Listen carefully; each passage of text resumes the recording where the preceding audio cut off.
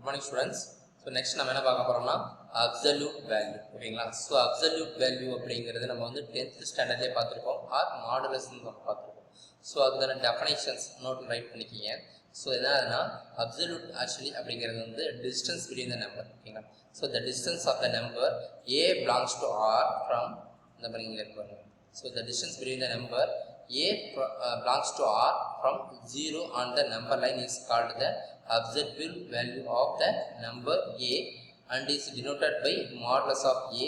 Thus for any x belongs to r we have என்னன்னா modulus of x is equal to so xங்கிறது வந்து ஒரு real நம்பர்ல நீ எடுக்கும்போது அதோட மாடுலஸ் வேல்யூ அது எப்படின்னா சப்போஸ் நீ எடுத்துக்கிற நம்பர் வந்து greater than or equal to 0 வந்துச்சுன்னா x ஆவே இருக்கும்.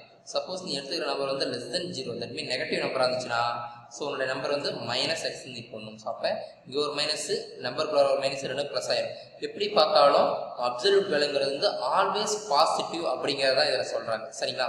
And hence modulus of defined as a functions known as absolute value functions from r on to closed interval 0, infinity and the graph of these functions is discussed in chapter 1. Chapter only absolute value ன்னு பார்க்கலாம் சரிங்களா. Okay, next for note for any x belongs to r we have modulus of x is equal to modulus of minus x and thus modulus of x is equal to modulus of y if and only if x is equal to y or x is equal to minus y. Next second point modulus of x minus a is equal to r if and only if r greater than or equal to 0 and x minus a equal to r or x minus a is equal to minus r. இப்போ equations involving absolute value.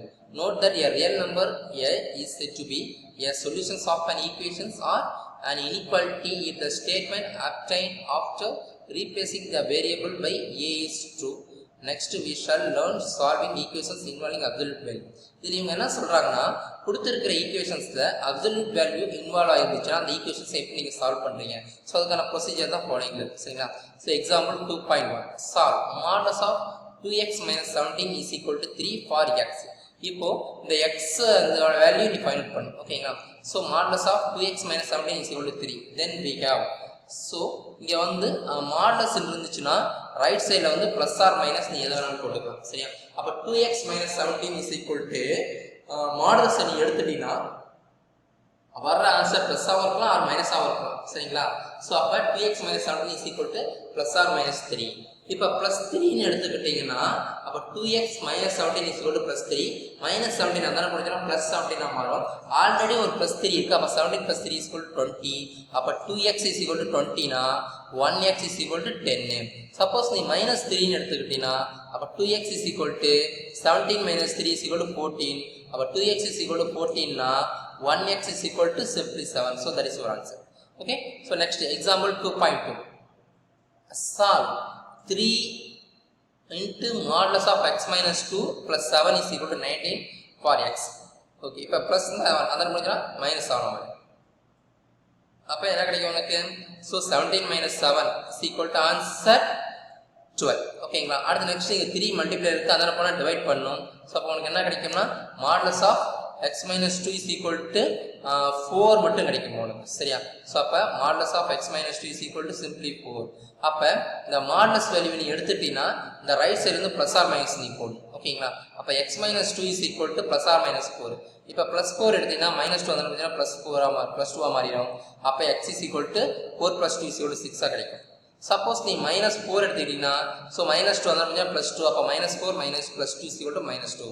அப்போ x is equal to minus 2 or x is equal to plus 6. This is your answer ஓகேங்களா.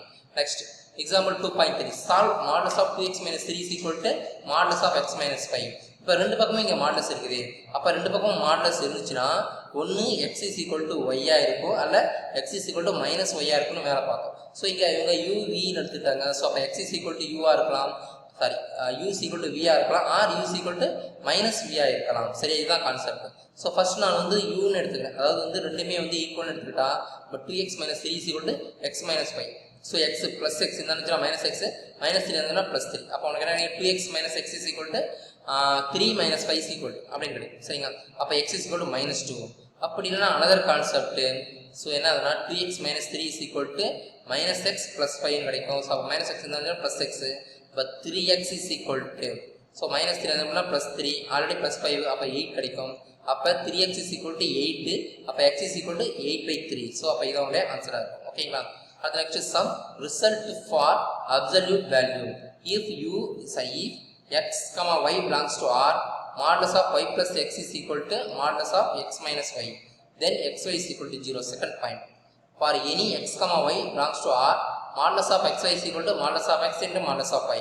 அதே மாதிரி modulus of x by y is equal to modulus of x divided by modulus of y for R, x, y belongs to R, y not equal to 0. For any x, y belongs to R, modulus of x plus y less than or equal to modulus of x plus modulus of y. ஓகேங்களா? So இதுதான் வந்து என்னதுன்னா கொடுத்துருக்கிற absolute வேல்யூக்கான sum results. Okay, so remaining next கிளாஸில் பார்க்கலாம். Okay, thank you.